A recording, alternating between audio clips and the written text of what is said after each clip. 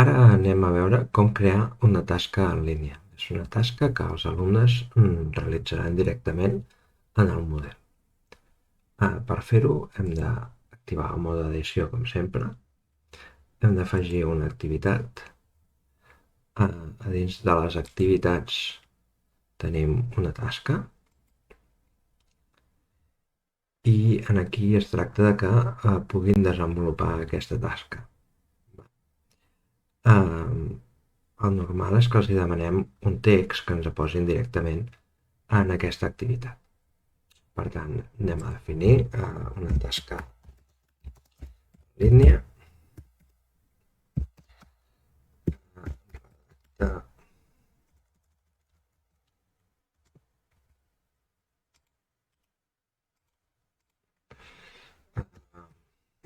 tasca en línia, una redacció, per exemple.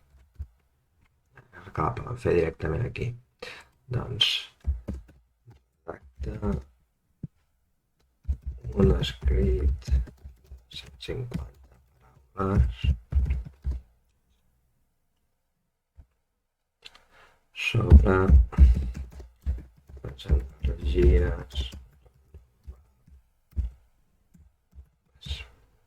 D'acord? Molt bé. Aquí no cal que els hi afegim cap fitxer, seria si volguéssim que ens fes un resum, per exemple, d'un document que nosaltres escrivim, podríem penjar aquí un fitxer i després ells el tindrien consultable. D'acord? Hem de decidir quan estarà disponible, quines dates estarà disponible. D'acord? Per exemple, el 4 d'octubre i, per exemple, volem que el facin al mateix moment de classe, no? Doncs, per exemple, aquí tenim classe a les 8, val? I l'habilitem fins al 4 d'octubre a les 9, que puguin realitzar-ho durant aquesta classe. La data límit els hi posarem el mateix, és a dir, que no puguin entregar aquesta tasca després de classe, no se la puguin repensar, diguem-ho així, d'acord? I si volem que ens recordi doncs, fer la qualificació. Normalment ho deixem desactivat perquè ja sabem que són tasques a fer.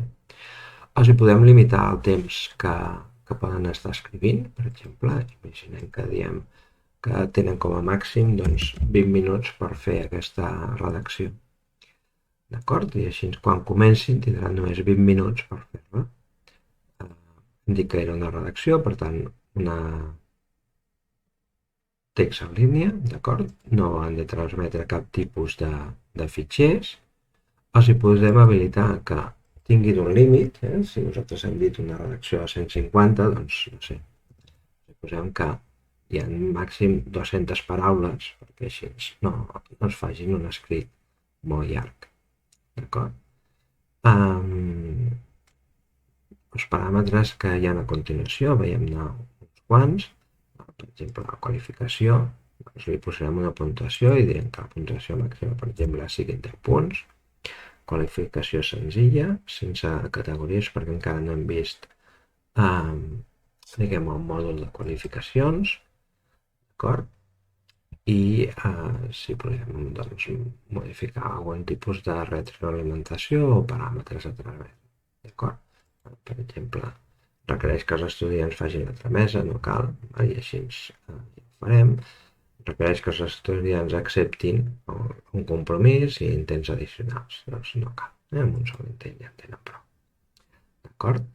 Doncs ja ho tindríem, desem els canvis i visualitza, d'acord? I ja veurem aquí doncs, el contingut d'aquesta activitat.